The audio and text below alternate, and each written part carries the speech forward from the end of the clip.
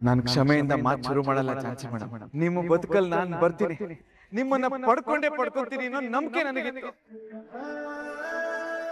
ಆ ದೇವ್ರ ನಮ್ಮನ್ನ ಮತ್ತೆ ಹೇಗೆ ಸೇರಿಸ್ತಾನೆ ಅಂತ ನನಗೆ ನಂಬಿಕೆನೇ ಇರ್ಲಿಲ್ಲ ರಾಘು.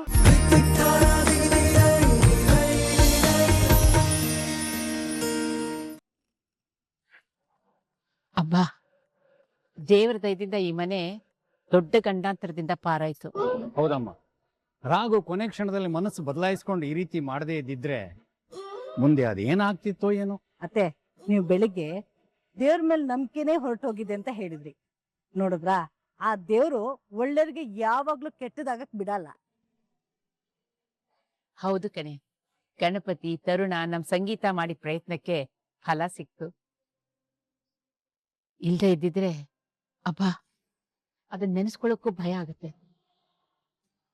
ನಿಜವಾಗ್ಲೂ ಆ ಅನಿತಾ ಹೆಣ್ಣು ಕುಲಕ್ಕೆ ಅಪಮಾನ. ಅಮ್ಮ, ನಮ್ಮಗಳ ಪ್ರಯತ್ನ ಏನಾದ್ರೂ ಇರ್ಬೋದು, ಆದ್ರೆ ರಾಘು ಆ ಸಿಚುವೇಶನ್ ನಲ್ಲಿ ಸರಿಯಾಗಿ ಮಾತಾಡಿ ಒಳ್ಳೆ ನಿರ್ಧಾರ ತಗೊಂಡ.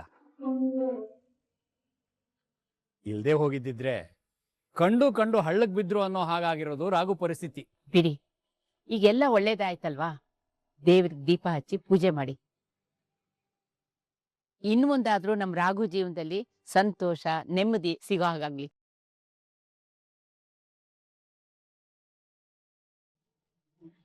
ಇವಳು ದೇವತೆ ಅಲ್ಲ, ಇವಳಿಗೆ ಪ್ರೀತಿ ಅನ್ನೋ ಪದದ ಅರ್ಥನೇ ಗೊತ್ತಿಲ್ಲ. ಇವಳೊಬ್ಳು ಸ್ವಾರ್ಥಿ. ಆ ಗರ್ಭ ಶ್ರೀಮಂತೆ ಆದ್ರು ನನ್ನ ಜಾನ್ಸಿ ಮೇಡಮ್ ನಮ್ಮ ಕುಟುಂಬದಲ್ಲಿ ಅವರು ಒಬ್ಬರಾಗಿರತಕ್ಕೆ ಬಂದ್ರು. ನಾನು ಕಾಲಾಗಿ ನಿಲ್ಲೋರು. ನೀನು ಇಂಥವನ್ ಜೊತೆ ಬದುಕ್ಬೇಕಂತ ಕೇಳಿದೆ. ಅವರು ನಿನಗೋಸ್ಕರ ಬದುಕ್ತೀನಿ ಅಂತ ಹೇಳಿದವರು. ಯಾಕಂದ್ರೆ ಅವ್ರ ಗುಣನೇ ಅಂತದು. ಅವ್ರ ಪ್ರೀತಿಲಿರೋದು ನಿಸ್ವಾರ್ಥ. ಎಲ್ರೂ ಮುಂದೆ ನನಗೆ ಈ ರೀತಿ ಅವಮಾನ ಮಾಡ್ಬೇಕು ಅಂತ ಇಷ್ಟು ದಿನ ಕಾದಿದ್ಯಾ ರಾಘವೇಂದ್ರ? ಆಕ್ಸಿಡೆಂಟ್ ಅನ್ನೋ ದೊಡ್ಡ ಸುಳ್ಳನ್ನ ನಾಟಕ ಮಾಡಿ ನನ್ನನ್ನ ನಂಬೋ ಹಾಗೆ ಮಾಡ್ದೆ ಅಲ್ವಾ? ಕಾಲ್ ಹೋಗಿದೆ, ಜೀವನದಲ್ಲೇ ಕಾಲ್ ವಾಪಸ್ ಬರಲ್ಲ ಅಂತ ಹೇಳಿ ಸುಳ್ಳು ಹೇಳಿ ನನಗ್ ದ್ರೋಹ ಮಾಡ್ದೆ ಅಲ್ವಾ? ನೀನ್ ನನ್ನನ್ನ ಮದುವೆ ಮಾಡ್ಕೊಳ್ಳಿಲ್ಲ ಅನ್ನೋದು ನನಗ್ ಬೇಜಾರಿಲ್ಲ, ಆದ್ರೆ ನನ್ನನ್ನ ರಿಜೆಕ್ಟ್ ಮಾಡಿ ಆ ಜಾನ್ಸಿನ ಸೆಲೆಕ್ಟ್ ಮಾಡ್ಕೊಂಡಿದ್ದ ನನ್ನಿಂದ ಸಹಿಸಕ್ ಸಾಧ್ಯ ಇಲ್ಲ. ಆ ಜಾನ್ಸಿಗೋಸ್ಕರ, ಅವಳನ್ನ ಕಟ್ಕೊಳ್ಳೋದಕ್ಕೋಸ್ಕರ ನೀವ್ ಇಷ್ಟೆಲ್ಲ ನಾಟಕ ಮಾಡ್ದೆ ಅಲ್ವಾ? ಅದನ್ನ ನಾನ್ ಕ್ಷಮಿಸಲ್ಲ. ನಿನಗ ಜಾನ್ಸಿ ಸಿಕ್ಬಿಟ್ರೆ ಜೀವನದಲ್ಲಿ ನಾನ್ ಸೋತೋಗ್ತೀನಿ. ಈ ಅನಿತಾ ಸಾವನ್ ಬೇಕಾದ್ರೂ ಒಪ್ಕೋತಾಳೆ, ಆದ್ರೆ ಸೋಲನ್ನಲ್ಲ. ನೀನ್ ನನಗ್ ಸಿಗದೆ ಇದ್ರು ಪರವಾಗಿಲ್ಲ, ಆದ್ರೆ ನೀನ್ ಅವಳಿಗ್ ಮಾತ್ರ ಸಿಗಬಾರ್ದು. ಅವಳಿಗ್ ಸಿಗಬಾರ್ದು ಅಂದ್ರೆ ನೀನ್ ಈ ಭೂಮಿ ಮೇಲೆ ಇರಬಾರ್ದು. ನೋಡ್ದೇನಮ್ಮ, ಇವತ್ತಾಗಿರೋದ್ರಿಂದ ನನ್ ಜೀವನ ಏನಾದ್ರೂ ಪರವಾಗಿಲ್ಲ.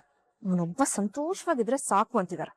ಏನೋ ಬಿಡೆ, ಸಿಕ್ಕಿರೋ ಅವಕಾಶನ ಅನಿತಾ ತಾನಾಗೆ ಕಾಲಲ್ಲಿ ಒದ್ಬಿಟ್ಲು.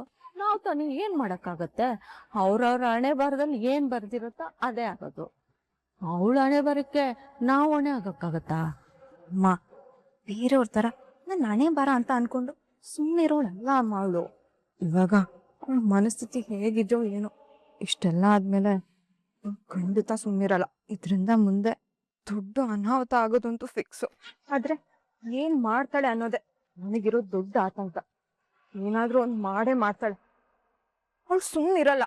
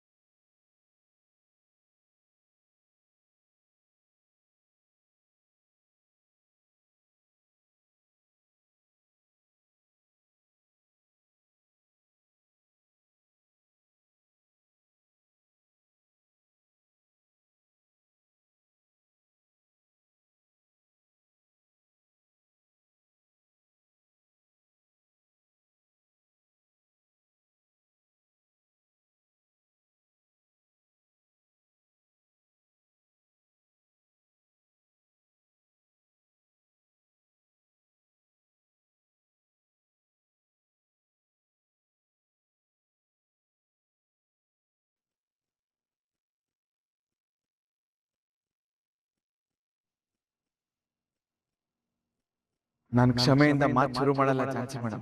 ನಿಮ್ಮ ಬದುಕಲ್ಲಿ ನಾನು ಬರ್ತೀನಿ, ನಿಮ್ಮನ್ನ ಪಡ್ಕೊಂತೀನಿ ಅನ್ನೋ ನಂಬಿಕೆ ನನಗಿತ್ತು. ಆ ದೇವ್ರ ನಮ್ಮನ್ನ ಮತ್ತೆ ಹೇಗ್ ಸೇರಿಸ್ತಾನೆ ಅಂತ ನನಗ್ ನಂಬಿಕೆನೇ ಇರ್ಲಿಲ್ಲ ರಾಘು.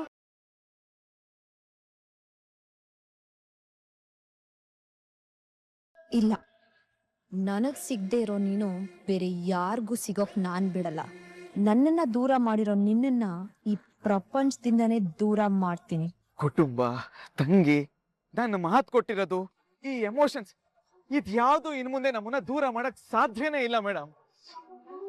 ಯಾಕೆ ಮೇಡಮ್ ಏನು ಮಾತಾಡ್ತಾನೆ ಇಲ್ಲ?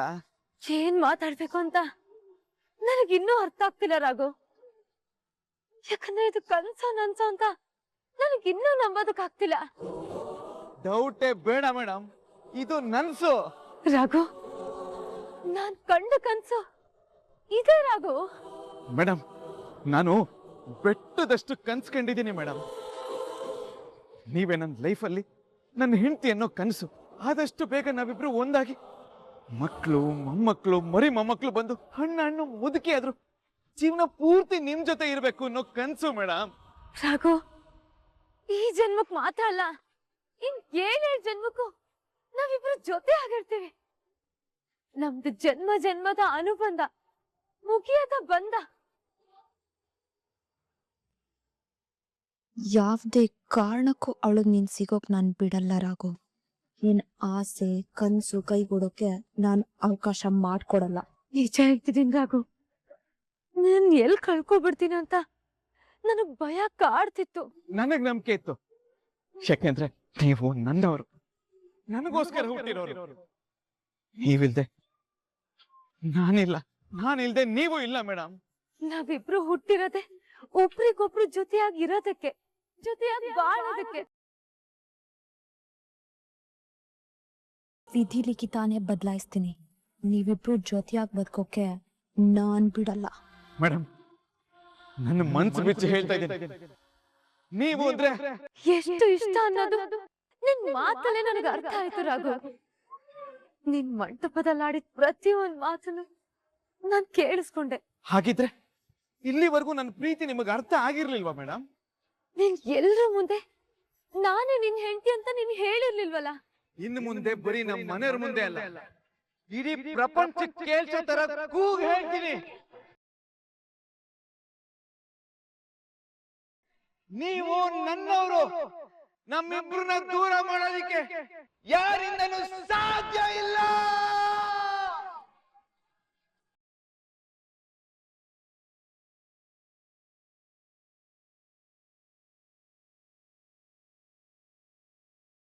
ಬರ್ತಾ ಇದ್ದೀನಿ. ಯಾವ್ದೇ ಕಾರಣಕ್ಕೂ ನೀನ್ ಅವಳಿಗೆ ಸಿಗೋದಕ್ಕೆ ಬಿಡಲ್ಲ ರಾಘವೇಂದ್ರ, ಬಿಡಲ್ಲ. ಒಂದು ಕ್ಷಣನೂ ನಿನ್ನಿಂದ ದೂರ ಇರೋದಕ್ಕೆ ಆಗಲ್ಲ ರಾಘು. ನಿನ್ನ ಈಗ್ಲೇ ನೋಡ್ಬೇಕು, ನಿನ್ನ ಹಗ್ ಮಾಡ್ಕೋಬೇಕು, ನಿನ್ ಎದೆ ಮೇಲೆ ಮಲ್ಕೊಂಡು ಮನ್ಸ್ಫೂರ್ತಿಯಾಗಿ ಅಳ್ಬೇಕು ಅನ್ನಿಸ್ತಿದೆ.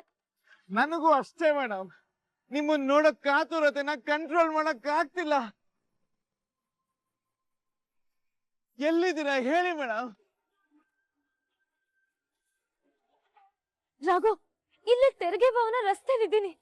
ಮೇಡಮ್ ನಾನು ಇಲ್ಲೇ ಇದ್ದೀನಲ್ಲ. ಇಷ್ಟು ದಿನ ನಮ್ ಪ್ರೀತಿಯಿಂದ ಅಡ್ಕೊಡೆ ಕುಸಿದ್ ಬಿತ್ತು.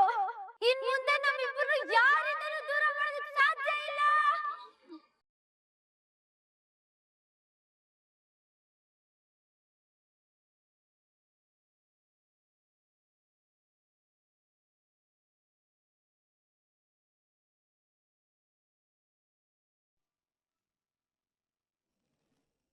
ರಾಮಾಚಾರಿ, ನನಗೆ ಎಷ್ಟು ಖುಷಿ ಆಗ್ತಿದೆ ಗೊತ್ತಾ?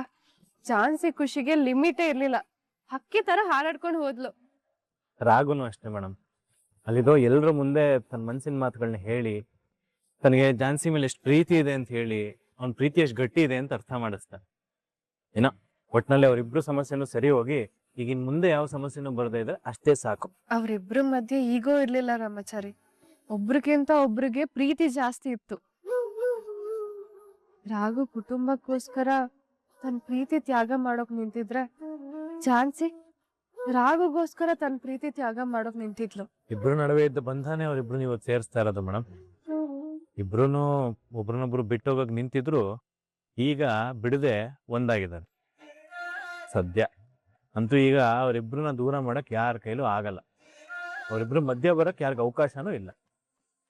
ರಾಮಾಚಾರಿ, ರಾಘು ಅಲ್ಲಿ ಎಲ್ರ ಮುಂದೆ ಅಷ್ಟೆಲ್ಲ ಮಾತಾಡಿ ಓಡೋದ. ಇಲ್ಲಿಂದ ಝಾನ್ಸಿನೂ ಹೋಗಿದ್ದಾಳೆ. ಅವರಿಬ್ರು ಒಂದಾಗಿರೋದನ್ನ ನೋಡಿ ಅದೆಷ್ಟು ಜನರು ಕಂಡ್ಬಿದ್ದಿರುತ್ತೋ ಏನೋ. ಆಗ್ಲಿ ಬಿಡಂಬುರಾದಿ, ಅದಕ್ಕೇನು, ಇಬ್ರನ್ನು ಕೂರ್ಸ್ಕೊಂಡು ಒಂದ್ ದೇವ್ರ ಪೂಜೆ ಮಾಡಿ ದೃಷ್ಟಿ ತೆಗೆದ್ರಾಯ್ತು. ಇಷ್ಟೊತ್ತಿಗೆ ಇಬ್ರು ಮೀಟ್ ಮಾಡಿರ್ತಾರಲ್ವಾ ರಾಮಾಚಾರಿ? ಮೀಟ್ ಮಾಡೋದಷ್ಟೇ ಅಲ್ಲ ಮೇಡಮ್, ಮನ್ಸು ಬಿಚ್ಚಿ ಮಾತಾಡಿರ್ತಾರೆ. ಇಷ್ಟೊತ್ತಿಗೆ ಯಾವುದೇ ಕಾರಣಕ್ಕೂ ನಿಮ್ಮನ್ನ ಬಿಟ್ಟು ಹೋಗಲ್ಲ ಅಂತ ರಾಘು ಹೇಳಿದ್ರೆ, ನಾನು ಯಾವುದೇ ಕಾರಣಕ್ಕೂ ನಿನ್ ಬಿಟ್ಟು ಎಲ್ಲೂ ಹೋಗಲ್ಲ ಅಂತ ತಂಗಿನೇ ಹೇಳ್ತಾ ಇರ್ತಾಳೆ. ಮುಂದೆ ನಮ್ಮ ಲೈಫಲ್ಲಿ ಯಾರಿಗೂ ಎಂಟ್ರಿ ಕೊಡಬಾರ್ದು ಅಂತ ಇಬ್ರು ಡಿಸೈಡ್ ಆಗಿರ್ತಾರೆ. ಒಟ್ನಲ್ಲಿ ಅವ್ರಿಬ್ರ ಮಧ್ಯೆ ಇದ್ದ ಅಂತರ ದೂರ ಆಗಿರುತ್ತೆ. ಇಬ್ರ ಜೀವನನೂ ಸರಿ ಹೋಗಿರುತ್ತೆ. ಇನ್ ಮುಂದೆ ಆದ್ರೂ ಆ ದೇವ್ರು ಅವ್ರಿಬ್ರ ಮಧ್ಯೆ ಯಾವ ಸಮಸ್ಯೆನೂ ಹುಟ್ಟಾಕಿಸ್ದೆ ಇಬ್ರು ಚೆನ್ನಾಗಿಟ್ಟಿರ್ಲಿ, ಅಷ್ಟೇ ಸಾಕು. ಅವ್ರಿಬ್ರ ಮಧ್ಯೆ ಈ ನೋವು ದುಃಖ ಇದ್ಯಾವ್ದಕ್ಕೂ ಜಾಗ ಇರಬಾರ್ದು.